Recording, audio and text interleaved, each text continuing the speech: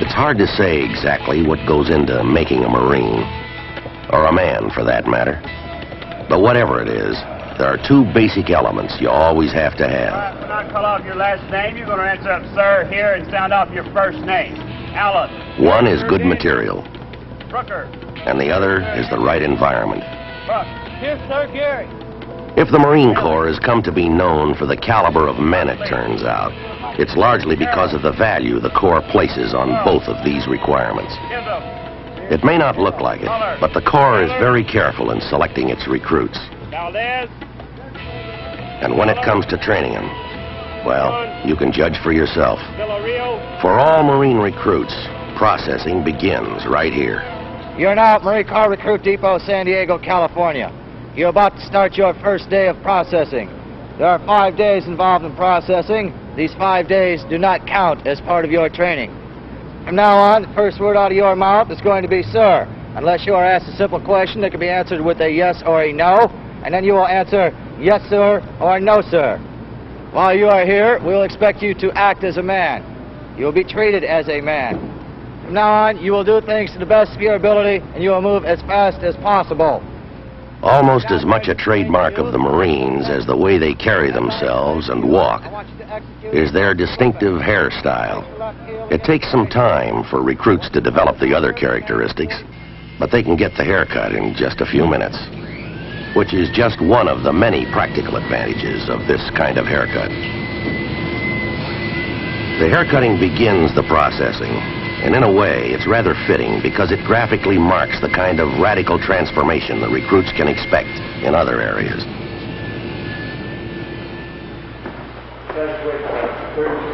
As the processing continues, the recruits get the initial issue of clothing they'll wear during training. 10.5. The first scrub down in the Corps is the first of countless showers and wash-ups of all kinds they'll undergo in the Marines.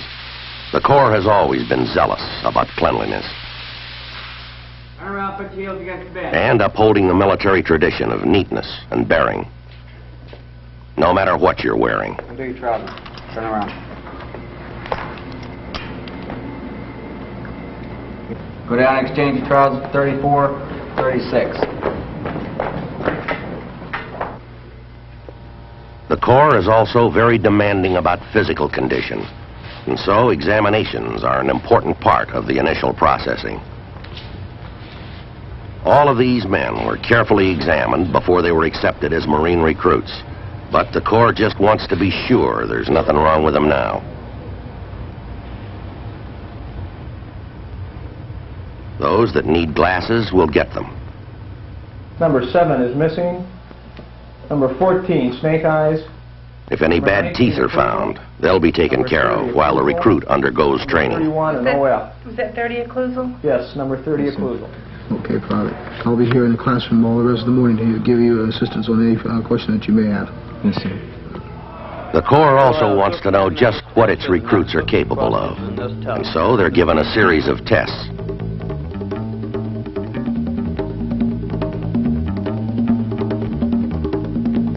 Those with some special skills will get more tests. 15, 18, 16, 19.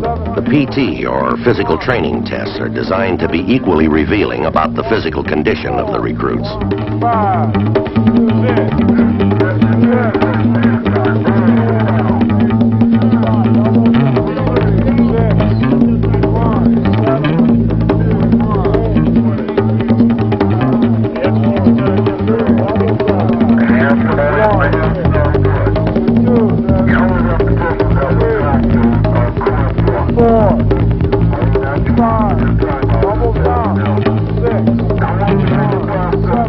Those that require it will get extra training and attention to ensure they meet the requirements set for all recruits.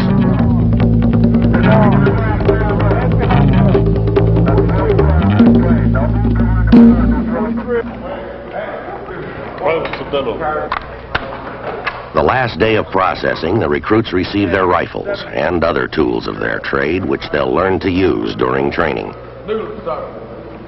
59, 27. Aye, John. Oh! 1, 2, sir! Put down your gear. Aye, sir! Processing ends with the arrival of the drill instructors, or DIs, who will lead them through training. For the recruits, this is probably the most important event of the processing. It brings them together with the men who are going to be personally responsible for their training. Sir, pick up your gear! Aye, sir!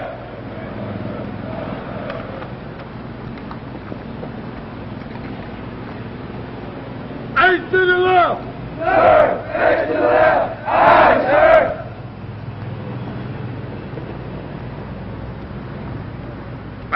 During the training, the recruits in each platoon will spend some 16 hours each day under the sharp, watchful eyes of their drill instructor. Commander Staff Sergeant Holmberg. Over the years, these drill instructors have become almost as much of a legend in the Corps as its heroes. And rightly so, because they've had a hand in shaping most of them. But like all legends, they've been transformed and exaggerated into something that they aren't. And as a result, they're frequently judged on the basis of what people have heard they are, rather than what the recruits actually know they are. Whenever you're told to do something, do it as quickly as possible, to the best of your ability. All three of us, platoon commander and the 2 drill instructors, will be in charge of you at all times. In any case, it's hard to exaggerate the importance of the DIs, and the Corps is very much aware of the role they play in making Marines. For this reason, it carefully selects them. Great officer in your chain of command. Yes, sir, it was. Let's see, have you passed the PFT in the last 6 months? Yes, sir. Do you feel that you have anything medically wrong with you that would disqualify you for this type of duty? No, sir. Step Sergeant Green, you realize that this is a very challenging job and a very demanding job. It'll probably mean that you'll have to spend approximately 80 hours a week at work and probably have to be away from home every 3rd night standing the duty. Do you want to be a drill instructor? Yes, sir, I would like to be a DI. Then just as carefully trains them at its drill instructor school. Period of instruction, we're going to be covering the Daily 7 exercise. You, as drill instructors, must know the Daily 7 exercise in order to teach your recruits. The Daily 7 exercise is nothing more than a warm-up exercise. Welcome aboard, Sergeant. Thank you, sir. Please take a seat. Just out of drill. When they do become drill instructors, they work under the supervision of a series commander who is responsible for all the platoons in a particular series. Thus, whatever he may be, every DI is carefully selected, carefully trained, experienced, and under constant supervision. Well, you're in luck, Sergeant Cruz. We're just picking the series up out of receiving, and to be able to get with them all the way through, I think it'd be a very rewarding experience. It's much better starting with them. So I'll be seeing you on the drill. Give me your buttons on button. No, sir. Answer him. Can't hear you. No, sir. How about getting your weapons squared away? Yes, sir. And if he seems brusque and impatient, it's because he has a tough job and not much time to do it. Recruit training actually begins with the DI taking over and telling their platoons exactly what will be expected of them. The first place they run up against these demands is on the drill field. They get more of the same in physical training, where they begin with the basic exercises.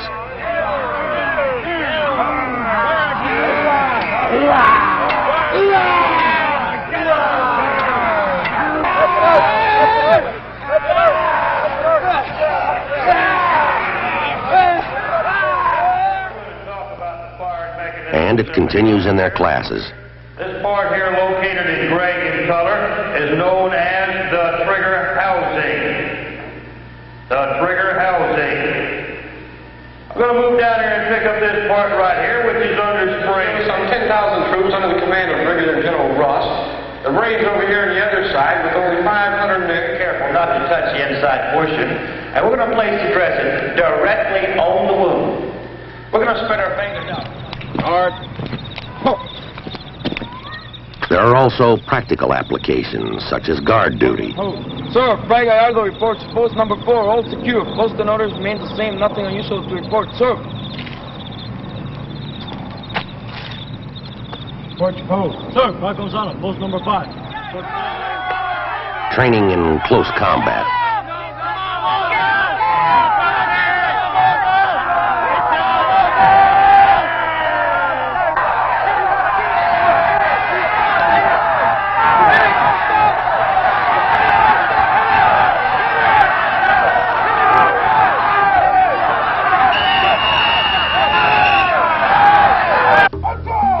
Also, hand-to-hand combat.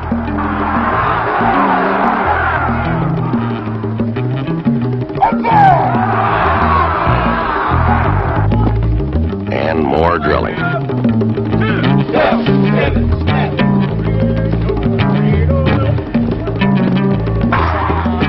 Everybody's constantly tired and aching these first days of training. Still, the exercises get progressively harder.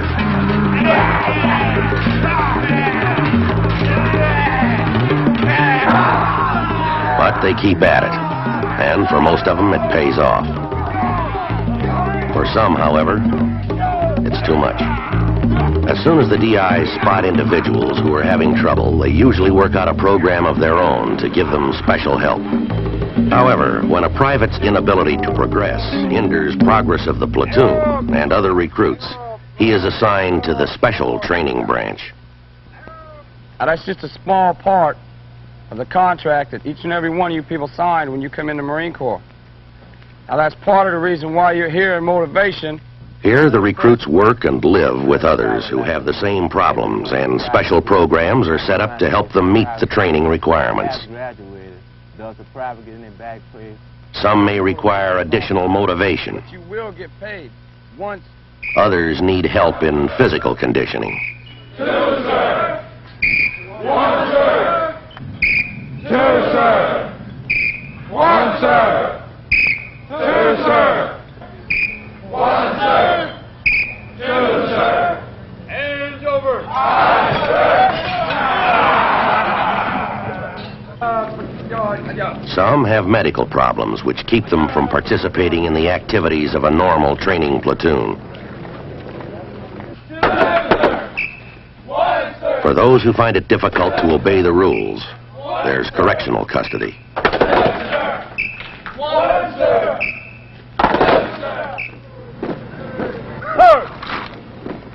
By the time the final days of the first phase of training roll around, everyone is beginning to feel that they're a part of a team.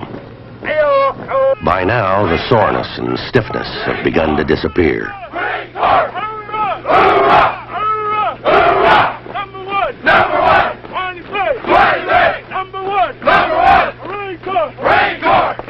So have confusion and uncertainty. Private Pipper reporting back from sick man's orders, sir. All right, get your gear off and go with the rest of the series. All right, sir.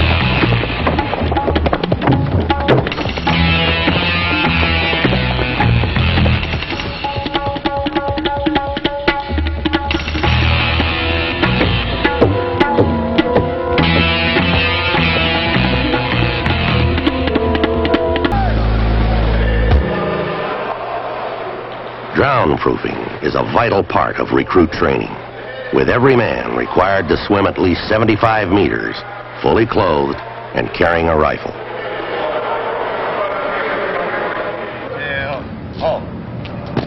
By the time they've completed the first phase of training, the recruits are considered ready to be introduced to another old tradition of military life: mess and maintenance duty.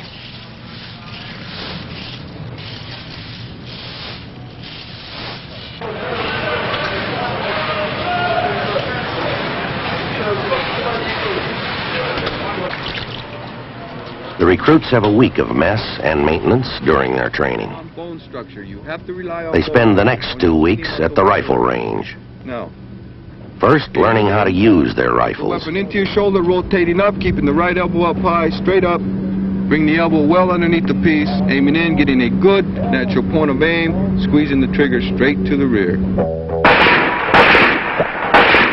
Then, practicing to develop skill.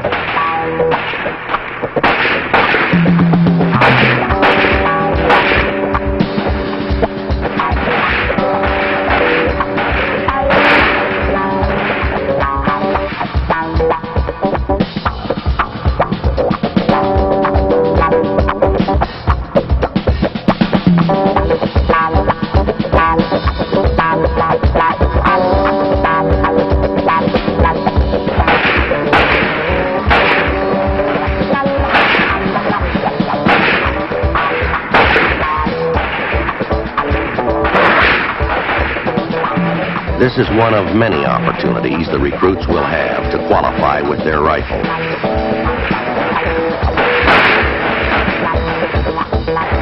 All Marines are required to fire for score once a year.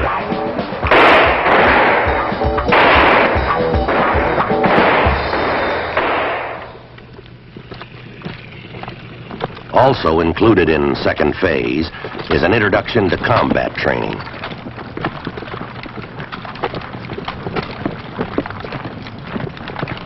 Here, the recruits are trained in basic skills they'll need in the field. Go up to 360 degrees. They learn how to use a compass. It's composed of that makes up the earth. Now then, what we're going to learn today is how to shoot an azimuth. Before we can do this, we must Practice using maps. Such as the point, if you look to your rear, where the little radar is set up on the hill. Here, they have a chance to actually work with mines and demolition charges. Pick it up and keep your finger on the door at all times. The recruits also learn to use grenades properly. Prepare to throw. Throw grenade. On the way!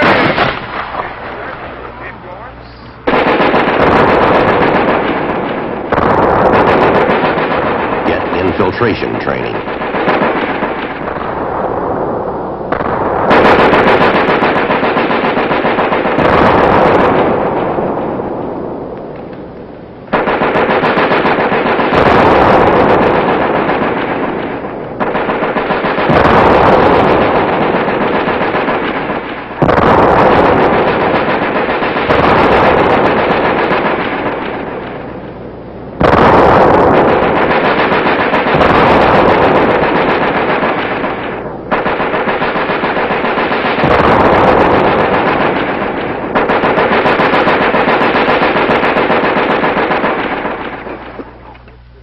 Combat training introduces the recruits to the kind of food and living conditions they'll encounter in the field.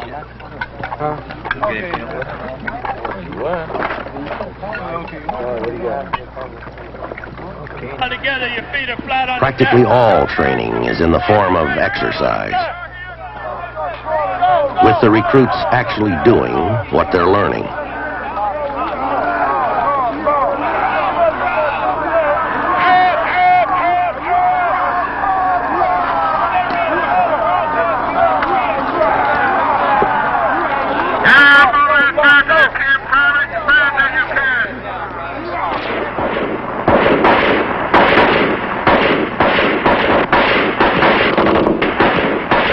Many of the training activities take place at night.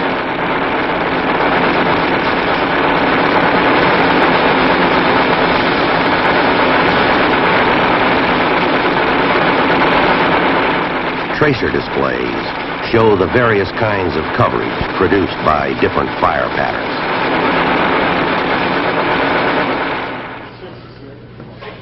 The men return to the recruit depot for the third and final phase of their training. This is a spit and polish period, and everyone is very much aware that there are only a few weeks of training left. With the recruits expectantly looking forward to the end of their arduous and demanding schedule. and the drill instructor struggling to smooth out the rough edges in time for graduation.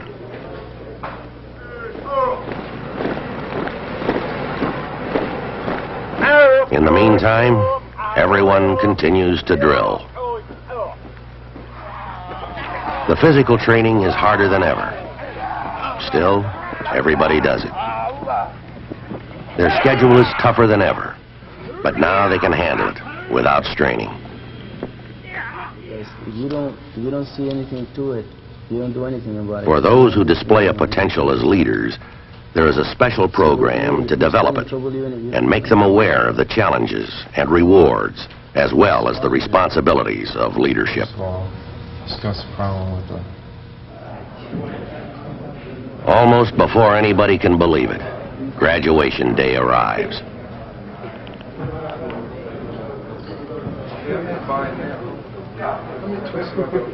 As far as the recruits are concerned, there are really no special preparations.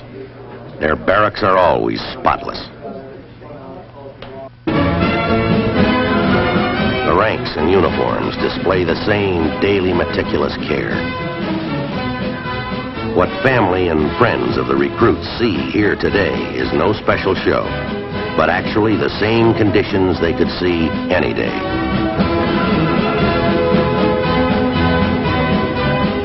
The big difference, of course, is in the recruits themselves. For parents and relatives, it's well worth the long trip many of them have made to be here. It's a proud and happy day for families and friends. The recruits' pride and feeling of accomplishment seems to be contagious. Even the seasoned old mentors who have gone through this many times before feel it. And some of those tough, stone-faced characters will even sheepishly admit that they feel a great sense of loss every time graduation day comes around.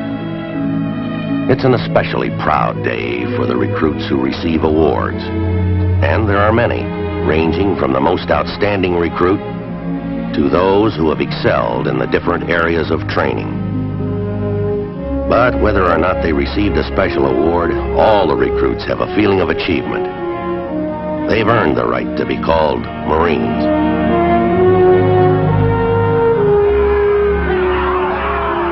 It takes good men to get through the Marine recruit training program, and everybody knows it.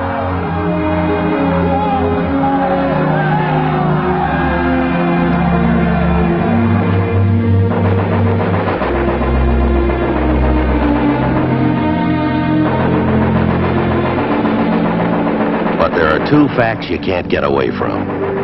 It's that the Corps obviously started with some pretty good men. And it's equally obvious that it did a pretty good job of training them. The whole thing is nicely summed up in the words of one mother who wrote, "We sent you a boy, and you sent back a man." She could also have said, "You sent back a Marine."